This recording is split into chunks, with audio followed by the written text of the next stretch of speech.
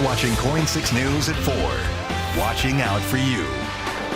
Oregon's first in the nation experiment in decriminalizing drug possession is now officially over. Welcome to KOIN 6 News at 4 o'clock. I'm Jenny Hansen. And I'm Todd Unger. Today, the governor is signing legislation that actually rolls back parts of voter-approved Measure 110. The new law recriminalizes possession of small amounts of drugs like fentanyl and meth. Our Lisa Balick is live tonight. Lisa, I guess the big question is what happens next? Yeah, it's a good question, Todd. First, don't expect to see any major changes when it comes to open use on Portland streets in the next few months.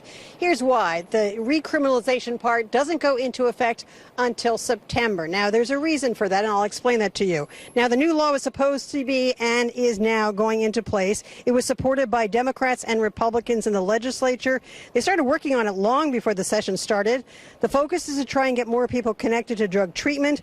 Police can offer drug users the option of diversion rather than jail time if the resources are there, and that's why the delay in citations until September to set up what are called deflection programs by the counties, addiction services. I talked with a state lawmaker who worked directly on putting this legislation together. She's a former Multnomah County prosecutor. Given that we made a lot of big changes in going after drug dealers, I think you're going to see those changes.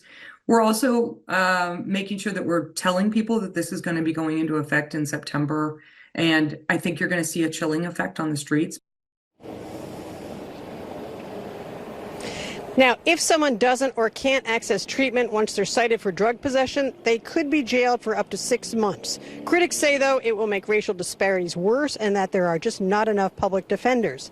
Now, keep in mind, usually the governor has a big public signing ceremony for these kinds of bills.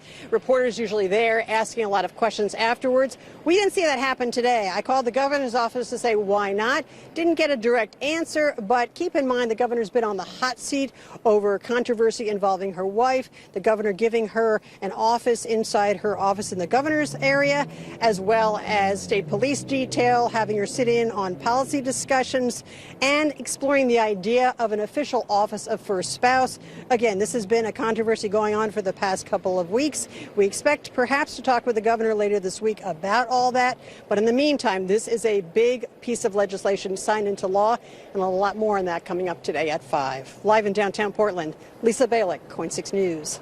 All right, Lisa.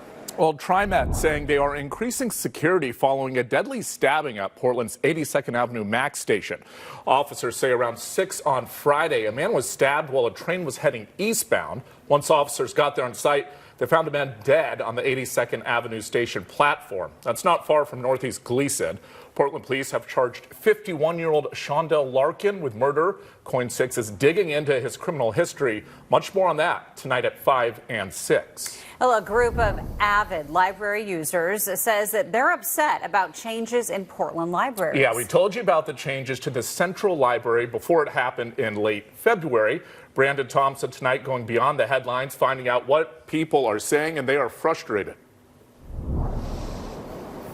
Yeah, there are some of the changes at the Central Library were around modernization, others were around safety, and those safety changes, that meant many of the shelves in the Central Library were reduced. The height was reduced by several feet. That meant materials that were once on those shelves are stored either on site here or at the administration building in East Portland, and that is where some of the frustration from people we are hearing from comes in. Late last year, we also told you about an audit finding that more than half the library staff did not feel safe at work, and more than half of the reports of not feeling safe came from library staff at the Central Library. Some of the changes also took out study desks, replacing them with reading chairs or computer desks. People we spoke with say a group of musicians who study at the library and have done that for decades say the renovations have moved material where they don't know where it is anymore because the material's not in the catalog.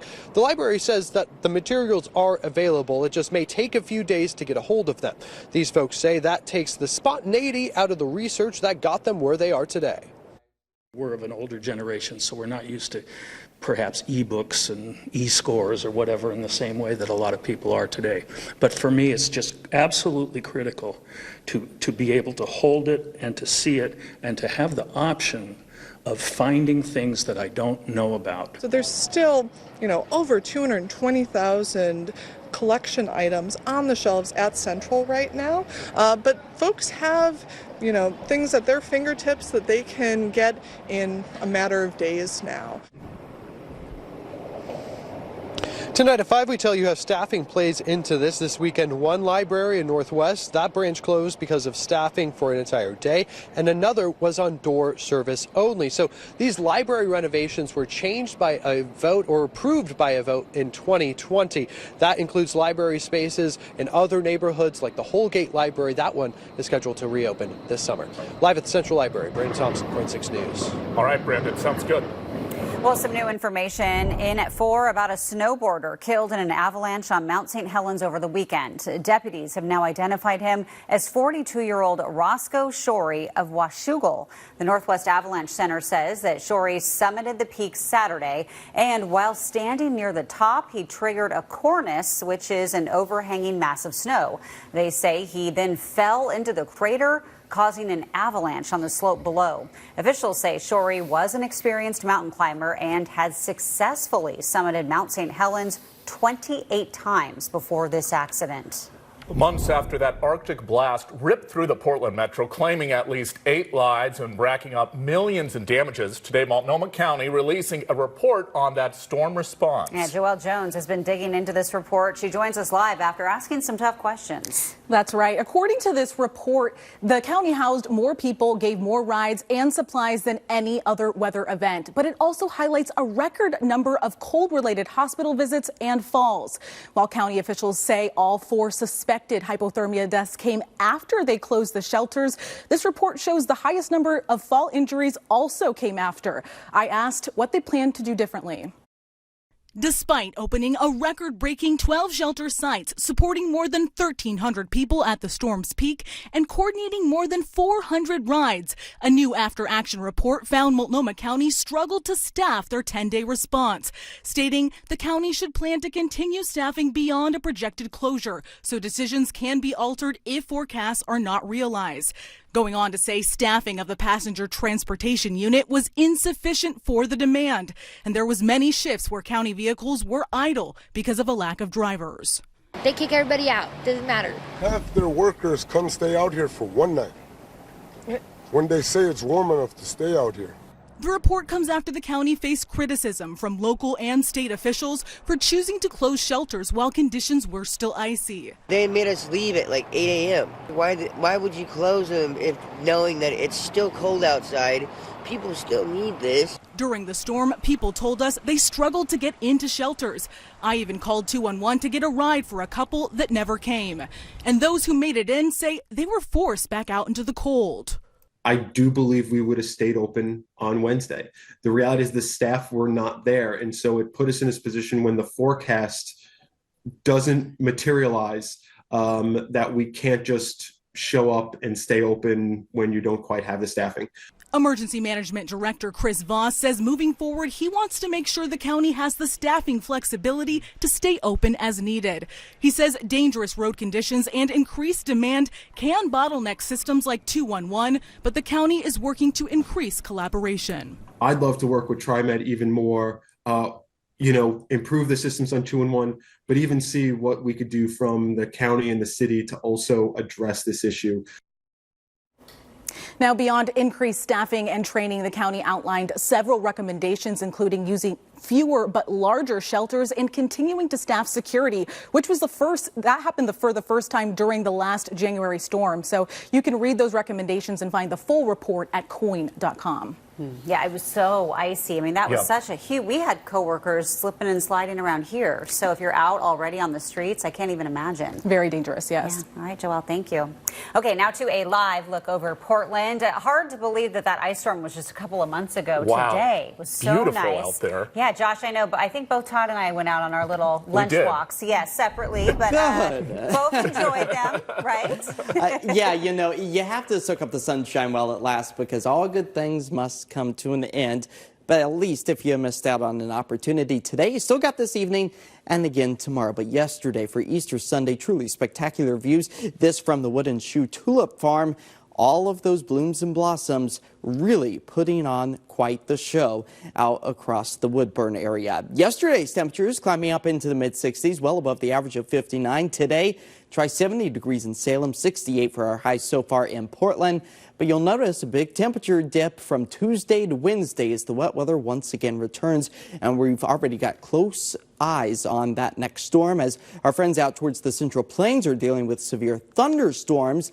But coming up in my extended forecast, we're going to be breaking down exactly when our rain chances are expected to return and how long it will keep our temperatures below normal, coming up in just a few minutes. All right, Josh, sounds good. The NCAA Women's Basketball Regional, it wraps up today at the Moda Center after 4 days of incredible games. Brenna Green joining us as fans get one last day of elite women's basketball in the Rose City. Hey, Brenna.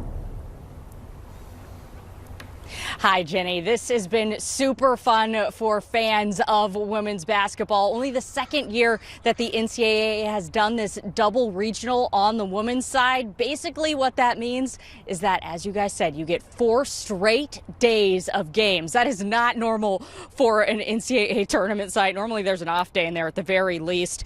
2 days with 2 Sweet 16 games apiece, and then 2 days featuring a single Elite 8 game every day. It wasn't a sellout here at Moda, but it was still pretty hopping. I caught up with Jennifer Cox, who's been to every game of this regional.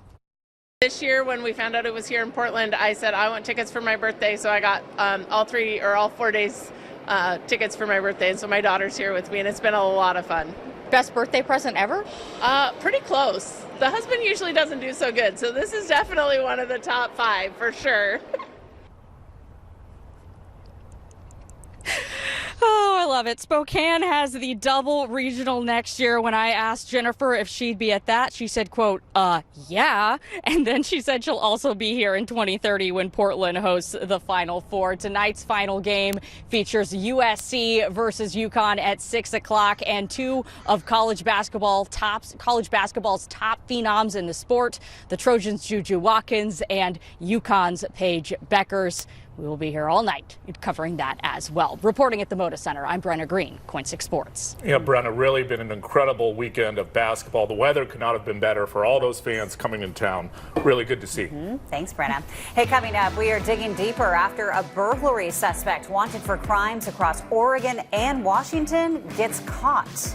And we check on a Clark County courtroom as a man accused of hiring someone to kill his wife makes an appearance. Also, why bad news for wine regions across the world could be good news for Oregon.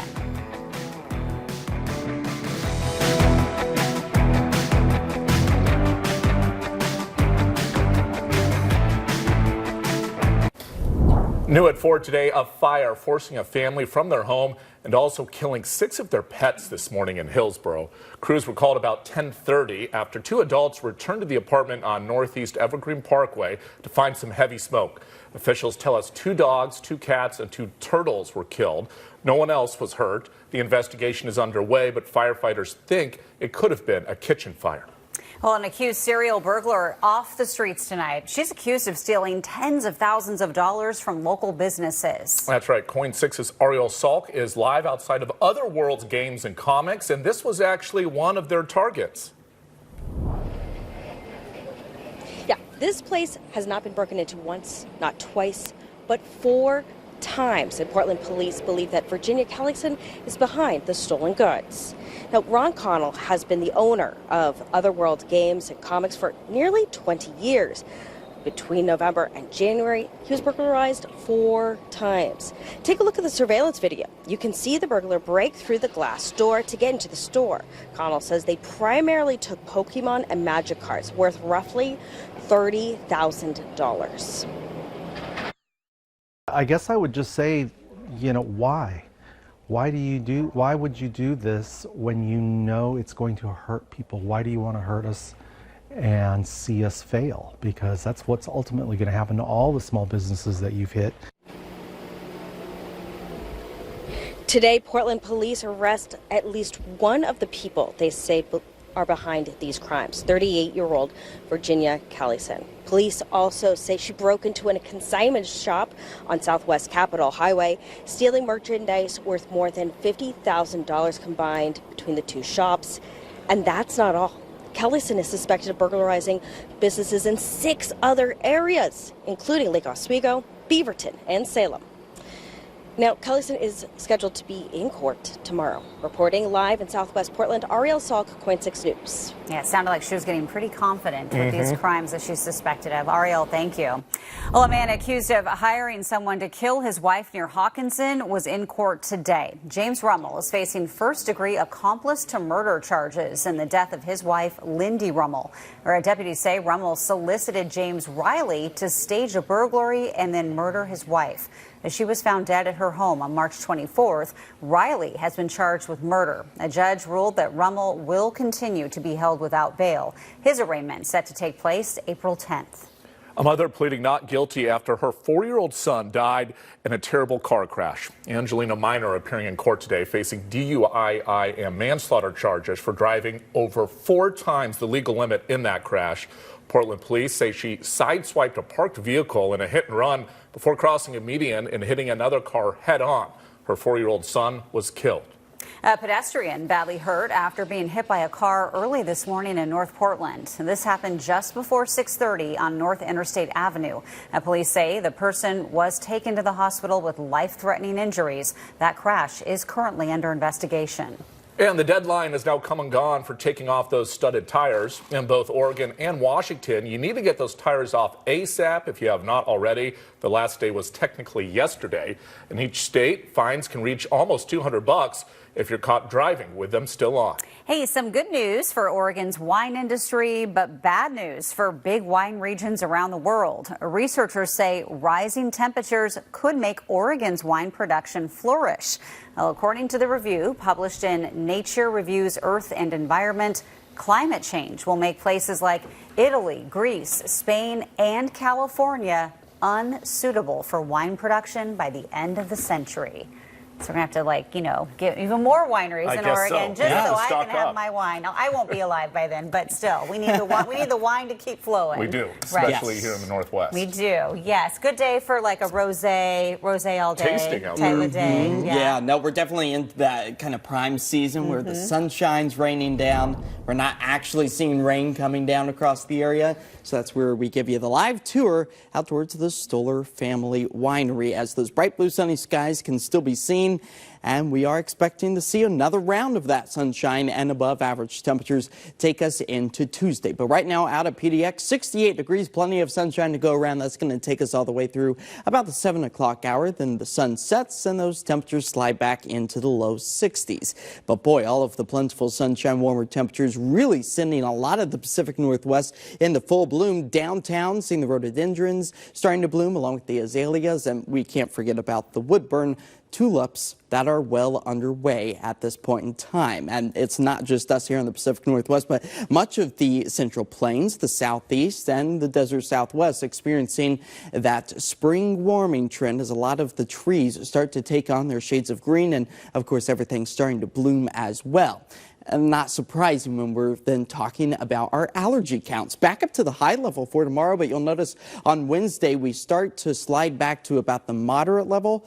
That's all due to the return of cooler than normal temperatures and our next round of rain. And speaking of rain for the month of April, typically seen on average 2 3/4 inches. Those temperatures should be hovering in the low 60s for the start of the month. Well, if you break it down day by day, April 1st's daytime average high temperature is 59, but by April 30th, a try 66 degrees for that new average daytime high. But we are seeing the cloud-free skies here across the Portland metro area. Much of the same for the Willamette Valley, the coastline, the Cascades. Overall, a nice day taking shape for us here across the Pacific Northwest. But we've already got our sights set on our next storm system developing over the Pacific, marching its way to the east, eventually moving its way back into western Oregon and Washington. So weather whiplash right around the corner tomorrow. The warmest day of the week, but we'll be dropping about 20 degrees from tomorrow afternoon to what we will experience Wednesday afternoon, and that does come with the return of our next round of rain. So here it is in motion, the Futurecast showing that we are expecting to see that cold front slide through our area early Wednesday morning. That's when the brunt of the rain will move in, and then we see some cooler air wrap around the center of low pressure, and that's going to keep much of the western half of the country on the cooler side for us as we work our way through the week's end. So here's our timeline, expecting to see clear skies for the rest of of tonight, tomorrow morning, waking up with plentiful sunshine, much of the same into the afternoon hours as those highs get back up into the 70s. And then there you go. There's the cold front swinging through, bringing back widespread rain by the time we get to Wednesday morning. That's going to help to fill up the rain gauge close to about 1/4 of an inch for much of the Willamette Valley as we make our way through Wednesday evening. For tonight, 46 degrees. That's our expected low. Tomorrow, 73, the warmest day of the week. And 1 week from today, well, is the 2024 solar eclipse. We'll only see about 26% of the eclipse, but we are expecting to see mostly cloudy skies as we fight off the rain showers just in time for maybe 1 or 2 of them to start to break apart. But overall, a much cooler trend to the end of the week into the weekend. So we'll take one more day of the sunshine in the 70s. Don't miss the opportunity to enjoy it. All right. Well said. Yeah. I mean, and the eclipse, we weren't going to see it really. I mean, just a little sliver. Right? So, you know, okay. No big loss. No. Hey, coming up, which fast food chains have had the biggest price increases in the last decade? And we're staying on top of a major data breach at one of the most popular cell companies, how tens of millions of folks likely had their personal information stolen.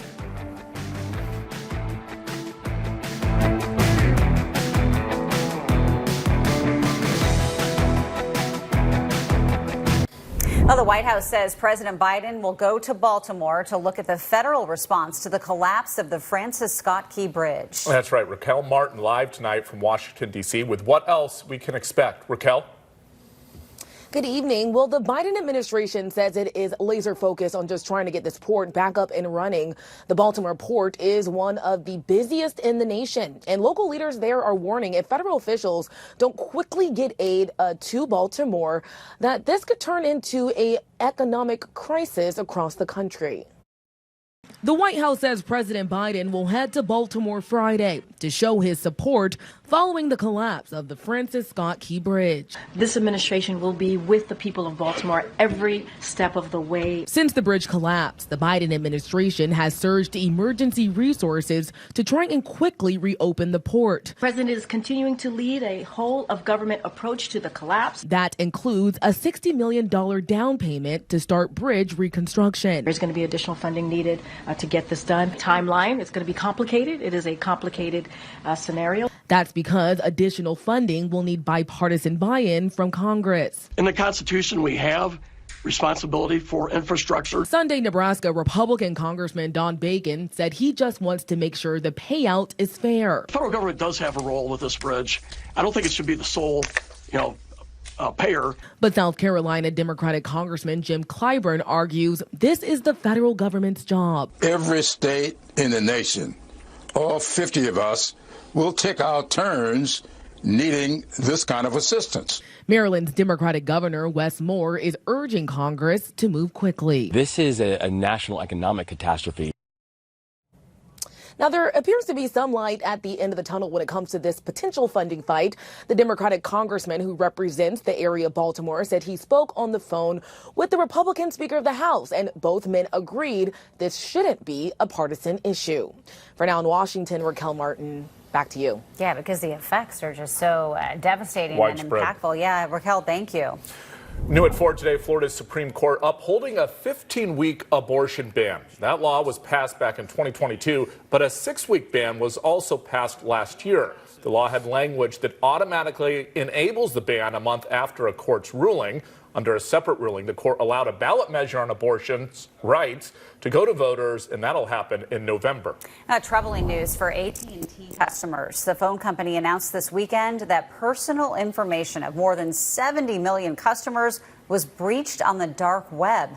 And that includes information like social security numbers and mailing addresses. The company says it has reset the passcodes of current customers, and they will be notifying those whose personal information was leaked. According to AT&T, that data involved the breach dates back to 2019 or earlier.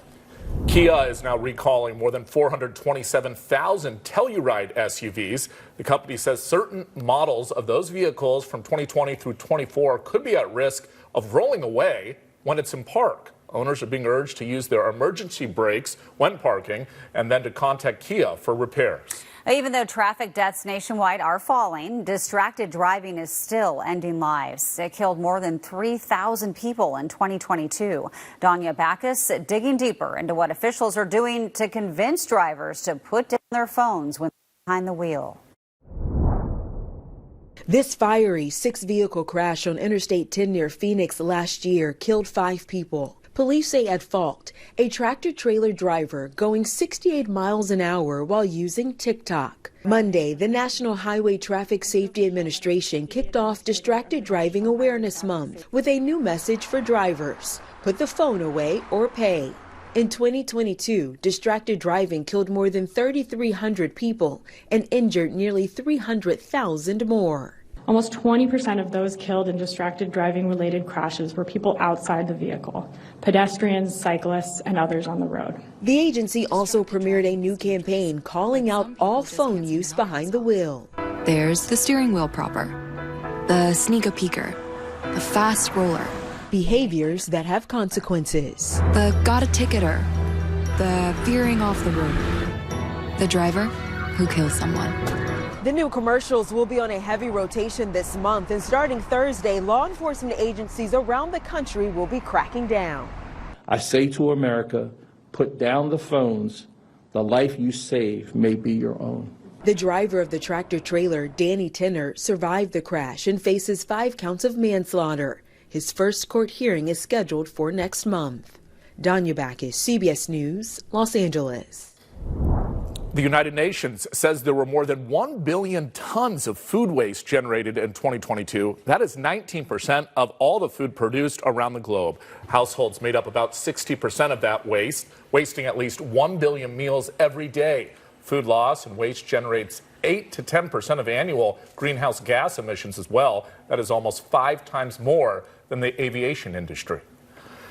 Our KOIN 6 weather team says this week we could see some of the highest pollen counts of the entire year. Allergies can cause sneezing, watery eyes, even worse. And now scientists are measuring what exactly is making you miserable. Jeff Gianola here with that and what else is ahead at 5. Hey, Jeff. Well, doctors say pollen, that's a good measurement. They're a good indicator. But, there's something else you may not be considering.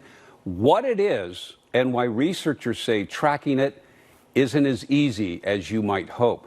Well, after splitting the series with the Red Sox, the Mariners take on Cleveland and Seattle. We got a preview of that. Plus Easter eggs, kids, and bulls. What possibly could go wrong? We'll show you when they all mix together at 5 o'clock. There's a rodeo Easter egg hunt. Right. With bulls. With bulls. And so you won't want to miss that story in a half hour. Gonna have to watch now. Yeah, That's a great idea. Right. Yeah, thanks, Jeff. All right. Well, the Godzilla King Kong combo stomped on expectations as Godzilla King Kong, the new Empire movie, took in $80 million over its opening weekend at the box office. This is the second highest opening weekend in the movies this year, in what has already been a pretty robust year. It fell just short of the $81.5 million from Dune Part 2. You know what movie I'm not going to see? That? The Godzilla one. Yeah. Or Dune. I know Dune is great and all that. My husband loves it. Dune's pretty popular. Yeah, not my thing. But Yeah. Godzilla, definitely not my thing. 81 million. It's some people's thing. A lot of people. A lot of people Are going. Sure. Hey, you've probably noticed you're paying a lot more for your burger and your chicken strips at those fast food joints than you were 10 years ago. Well, recently, personal finance outlet Finance Buzz collected and compared several major fast food chains' prices over the past decade, and they found out which fast food places raised prices the most. So here's what they found. Since 2014, McDonald's prices have gone up 100%. Wow. That was followed by Popeyes at 86%, Taco Bell at 81%, and Chipotle at 75%. By the way, these prices grew at nearly double the national rate of inflation. So does that mean it went from $3 to $6? Yeah, I think that's what, I'm no statistician, but I think that's what that means. I know my daughters love like Shamrock Shakes this time of the year, and they were pretty pricey. Yeah. Yeah. I guess I haven't noticed that. Right. But well, you need to eat more. I guess I need to eat more junk food. Like my family is, apparently. What was once a gesture of appreciation has quickly become a source of annoyance for some people. With the rapid rise of tipping culture post-pandemic, consumers now face more opportunities to tip for a wider range of services than ever before. It's a trend also referred to as tip creep. But recent surveys show shoppers are experiencing tipping fatigue and starting to actually tip even less and resent guilt tipping even more. Nearly 3 in 4 Americans, 75% of us apparently think tipping is out of control. I would agree with that. I will agree, except Yes. I will say if I'm in a restaurant or if I'm in a bar and somebody's serving, I still think. But okay. Other than that, though, Yes. Like if you're going to a place and you buy a water bottle and then you get like they like turn the thing around 10%, and I'm like, are 15%. they watching right now? And then I just do it and I hope that like they don't, you know, I don't know. Yeah, that's what I have a problem with. I'm with you there. I'm with you there. Okay. Well, still ahead and caught on camera, a man gets lucky in Oregon, narrowly missing a loose saw blade. Wow. Okay. And King Charles making his first public appearance since revealing his cancer diagnosis. News Nation tonight. The murder trial begins for Chad Daybell, husband of Doomsday Mom Lori Vallow. Banfield's bringing you all the details as they unfold. And hear from the grandfather of Lori Vallow's murdered son. Banfield tonight, 10/9 Central, only on News Nation. Special guest, Bill O'Reilly on Cuomo. You're wrong, as usual, but it's your show. TV's liveliest, most honest debate. But I really enjoy these conversations, and I look forward to the next one. Wednesday at 8/7 Central, only on News Nation. This Coin 6 News segment is brought to you by Champion Windows and Home Exteriors. We design, build, install, and guarantee it. Victor Rico's Mexican food features fresh, authentic Mexican cuisine made from scratch with the finest ingredients, from burritos and tacos to quesadillas and tortas. Make Victor Rico's Mexican food your go-to place. Download our app or order online at victorricos.com. At Elements Massage, every massage is customized to your unique needs to provide you with the best therapeutic experience. Discover the positive effects that massage therapy can have on your health and well-being. Schedule your session today. EcoCare? We've been made! Don't worry, Frankie. The neighbors don't got EcoCare, but they do got lunch. When rodents and pests are taking a toll, trust EcoCare Pest Control. If you're 55 and up, T-Mobile has plans built just for you. Like 2 lines of unlimited for just $30 a line. That's a 45% savings versus Verizon and AT&T. Plus, get one of the latest 5G phones free when you add a line. Experience it all on America's largest and fastest 5G network. So switch to T-Mobile now and get 2 lines of unlimited for only $30 a line. Spring is here, and what better way to admire this great weather than with Renewal by Andersen windows and patio doors? It's our spring sale event, and all our windows and doors are buy one, get one 40% off, plus $500 off your entire project. But that's not all. We're also offering 0% financing for 12 months. It's time to treat yourself to a better view with custom-made windows made affordable. Renewal by Andersen, the better way to a better window. When I was in 6th grade, I was struggling at school. So many factors contributed to my experience. Not feeling safe, not getting the personalized attention from the teachers. That's where Oregon Charter Academy came in. After making the switch to online school, I immediately knew this was the place for me. The teachers are engaging, the curriculum meets where I am, plus I have more freedom to pursue my other hobbies and more time for my friends. If your student is struggling in traditional public school, take a look at Oregon Charter Academy. We provide a consistent and safe learning environment for your child. These are the stories about what makes a community. Sharing hope, inspiration, and understanding. This gives us that extra bit of light. Join us and enjoy some positive vibes. Wednesdays at 5 p.m. on Coin 6 News. I trust the Coin 6 weather team to keep me safe and to keep our viewers safe. Being most accurate means we know what we're doing and we're working hard every day to get it right. The Easter weekend saw King Charles back in the spotlight in his first major appearance since announcing he has cancer. But his daughter-in-law, Princess Kate, is asking for privacy. Tina Kraus is in London going beyond the headlines. At his first royal event since his cancer diagnosis, King Charles attended Easter Sunday service at St. George's Chapel and was upbeat as he greeted well-wishers in Windsor. I hope you haven't got too cold. The 75-year-old monarch has been out of the public eye while undergoing cancer treatment. His wife, Queen Camilla, has taken on more duties to help out. I just said best wishes to you, sir. And I said to Camilla, you look lovely, Camilla. It's been a tumultuous year for the royals, with the king's daughter-in-law, Princess Kate, revealing her own cancer battle last month after a whirlwind of speculation about her health. Just goes to show you that no matter who you are, this horrible disease can get anyone.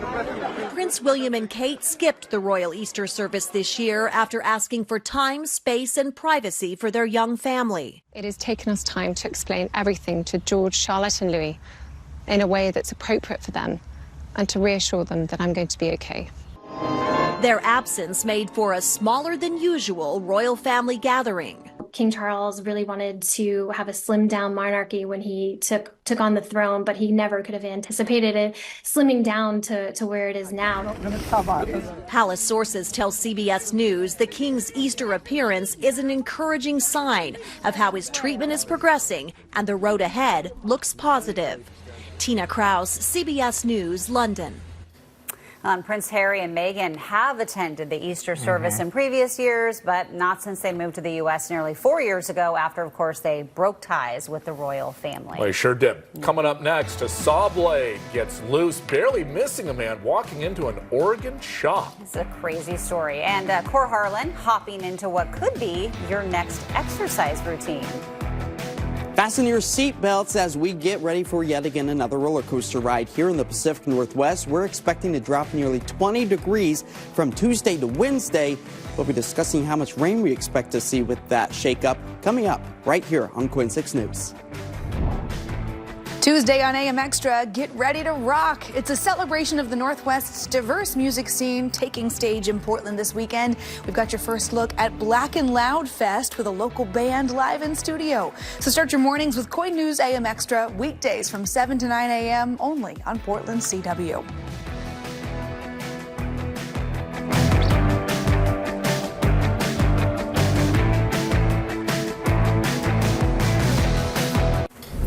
Caught on camera, a man in a strip mall in Eugene walks into a convenience store, but look at this video.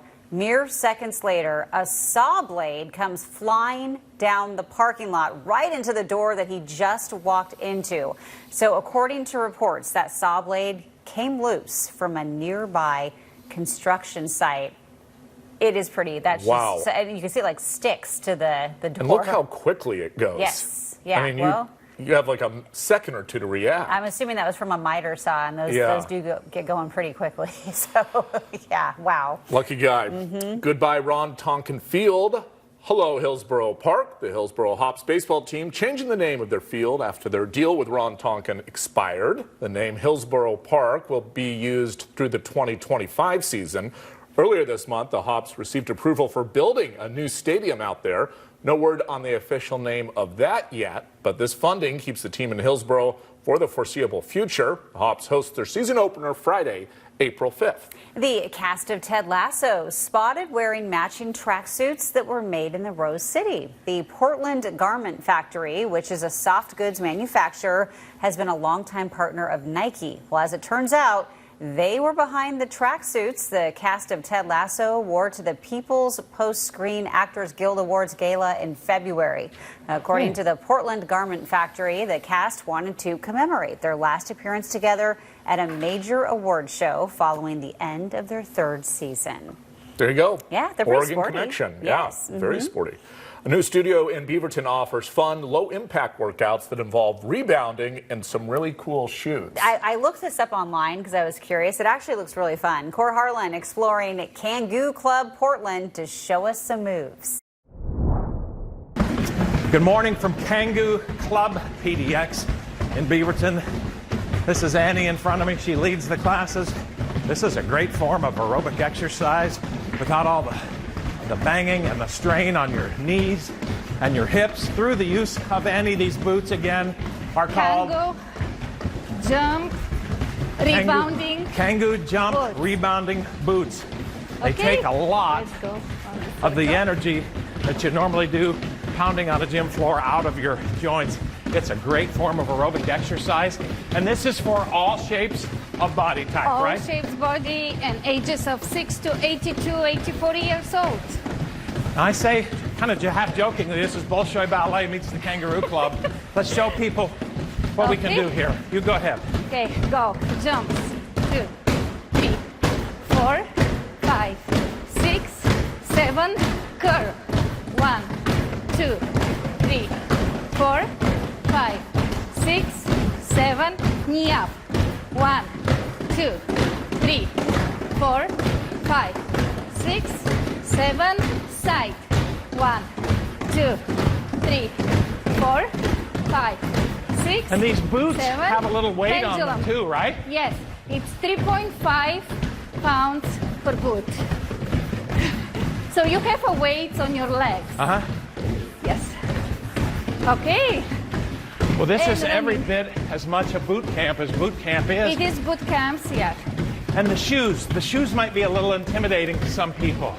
It's well, once you very get safe. up on them, they're okay. Yes, yes. Right? It's very safe. You can jump, you can walk, you can running, you can dance. It's safe You had for said kids. even you did something with a basketball. Oh yeah, with this, we right? do also with the basketball. Okay, so you have the ball and you're tapping, tapping, tapping. Jump. Just like that. Yes. Just like Just that. like that. It's called Kangoo Club PDX. Yes. If people want to come out here and try this out, what do? They have to Google it, Kangoo Club PDX, and sign up for the website. First class is always free, and then you have to sign up for classes. You do it 3 times a week? 3 Oh, times 3 a classes. week. Monday and Thursday is outdoor classes. Wednesday, Friday, and Sunday it is in the studio at Global Dance PDX. Let's take them out with my favorite move. I made this one up. I don't know if this is a move. This is called the Okay. Cossack. The Cossack. Kangoo Club PDX. Getting your heart rate up without all the pounding and the jerking on your joints.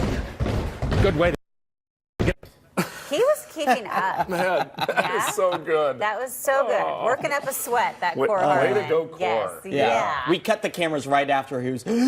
Right. That's a good move that he was doing. Yeah, though, that right was there. very good. Mhm, yeah. You know, maybe a great day to kind of take those boots out and Yeah. enjoy some sunshine. I mean, I've seen weirder things in Portland as far as, Mm-hmm. That is people very walking true. around. Yeah, So, that's true. yeah. Yep. Some of those. Today's one of those days then that you can see anything across our area, including Mount St. Helens. This live look out from the Ridgefield area, our Ayla Nate camera giving us this pretty pictures. A few lenticular clouds have tried to develop over some of our Cascade peaks, but right now 68 degrees, not too shabby for us. Out towards PDX as our sun is expected to dip below the horizon at 7:40 as our winds are out the north-northeast at about 3 miles per hour. Your showers past forecast for the rest of this evening, or maybe if you got those fancy boots to go run about, you can expect to see the sunshine take us through about the 7 o'clock hour. So you got the green bikes to go as the temperatures don't expect to slide back into low 60s until after sunset. But with those average daytime high temperatures in the low 60s, that puts today's upper 60s well above what is normally seen. And as far as the rainfall goes for April, typically 2 3/4 of an inch. We'd like to actually see that come to fruition because the month of March ending yesterday came shy of about 1.25 inches. We did manage to fill up the rain gauge to almost 3 inches as we saw both ups and downs as far as our temperatures went. 12 days above normal, though. That's all those red shaded days. And the last day just managed to rack up 66 degrees as the sunny, bright blue and dry conditions still remain across the Portland metro area. Expecting that to stay with us through the I-5 corridor, the coastline and the Cascades as we work our way through the rest of the evening and into tomorrow. But we've already got our sights set on our next storm system. It comes in the form of a cold front already developing out over the Pacific Ocean and marching its way closer to our area. So that's where we will see the warmest day of the week tomorrow at 73. Buckle up. It's a big roller coaster dip to 53 degrees. That's 20 degrees In just 24 hours, we expect to see change as this cold front slides its way through our area. Cooler air is going to wrap in on the backside, keeping the rain potential and also lowering our snow elevation. So great for the skiers and snowboarders alike as this late spring storm slides through our area. So here it is all timed out. Clear skies tonight, tomorrow morning, maybe some patchy fog that mixes out the sunshine. It does return, although if you head out towards the coast, likely going to hold on to a bit of that marine layer before the wet weather pushes its way in early Wednesday morning. Building up the rain gauge close to about 1/4 of an inch in many cases, maybe closer to 1/2 inch for some of our coastal communities. But with those cooler temperatures trending for Thursday into Friday, snow elevation levels dipping down to about 1,500 feet, which is great news when we're talking about our ski resorts trying to expand the season just a little bit later after the slow start. But we've seen those base layers start to dwindle because of the sunshine, dry conditions, and above average temperatures. But out along the coast tomorrow, expect a few more clouds than what we saw today. Highs into the low to mid 50s. The I-5 corridor, try low to mid 70s. Plenty of sunshine to go around. Almost 80s for some of us out east, and for the higher elevations, even in Government Camp, expecting about 61 degrees. So yes, it will be warm. The top row, those are our forecasted highs. The bottom row, that's where our records hold firm and will likely continue to do so as we work our way into Tuesday. But then the wet weather returns Wednesday. We'll have a few dry moments in the afternoon and evening. But look, 52, that just doesn't look that great when you have a 73 on your 7-day forecast for tomorrow. And that wet weather takes us into Saturday and Sunday. And 1 week from today, the solar eclipse over our skies. Only about 26% of the sun will be covered, but maybe 100% of the sun will be covered by the cloud coverage. But of course, that's still a week out, maybe subject to change. Todd's your wife's still there wrapping things up with the house. People down there are going all out. They're freaking out, but they might not see it either. They might not either. No, I guess it's tough to predict. The clouds are kind of tricky, so maybe by Wednesday, everything will look clear for everybody. Okay. Wouldn't want to be a meteorologist there right now, though. Yeah. All right. Thanks, Josh. All right. Well, Legacy Health has officially come to an agreement to remain in network with Regents Blue Cross Blue Shield. Basically, that means that Blue Cross Blue Shield members can still use Legacy Health facilities without any disruption. Negotiations did come down to the wire, as Legacy's current contract would have expired at midnight last night. Well, Clark County's Washougal is continuing to expand. Preparations for the revitalization of the Washougal Town Center are now underway. The city has more than $8 million in funding from various sources for that project, which will cost a little over $9 million. We sent out a survey and we gave a lot of different ideas of what we could do. And I think the prominent reply that came back was, we want to see a dog park. We want to see a splash pad. We want to see more in our downtown core. Construction is expected to start in 2025. To stay up to date on what's happening in cities across our area, check out our previous Mayor Monday segments on KOIN.com. Just click on the AM Extra tab. Well, check this out. Hop on a big wheel and go. Coming up, we'll take you to the West Coast event that's been around for more than 20 years.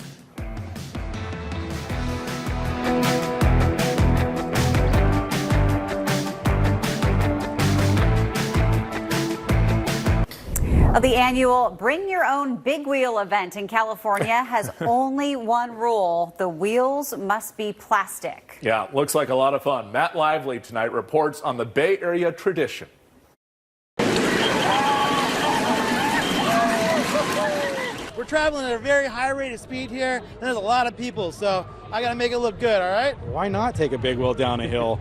I mean, really, the opportunity comes up, you have to, right? You don't have to, but it certainly looks fun. Crashed on turn 3, I've crashed on turn 4, I flipped over on turn 7. People flip over backwards all the time, spin around backwards. This guy flipped over backwards, it was great.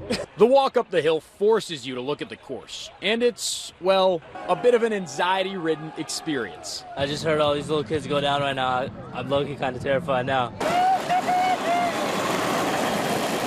I was practicing on a little steep hill yesterday, but I don't know. How fast is it actually going down? Oh, it feels like 1,000 miles an hour, but I mean, it's probably like, 3 from the outside? It looks like you're going real slow, but when you're in it, I mean, hair's blowing in the wind, my little tassel waving behind me, so. Participants come decked out in costume. As for the big wheels and equipment, not as much of a priority for some. They said just brake with your feet a lot. And I didn't really have shoes for that, so I'm wearing shoes that are like 3 sizes too big. Also a concern, but we're just gonna see what happens. Can you show me the seatbelt on this thing? Where is it? Sir. Yes, sir. Right here. You know what I'm saying? And just put the feet up like this, man. There's no way you're getting that seatbelt on. Oh, yeah.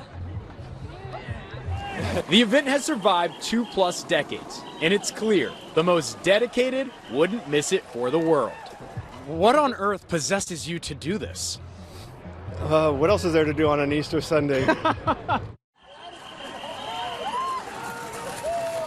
What else is there to do? I like his tassel. I love it. Yes, it's all about the fashion. Okay, that does it for us at 4 o'clock. We will see you back here tomorrow. Now here's Jeff and Liz.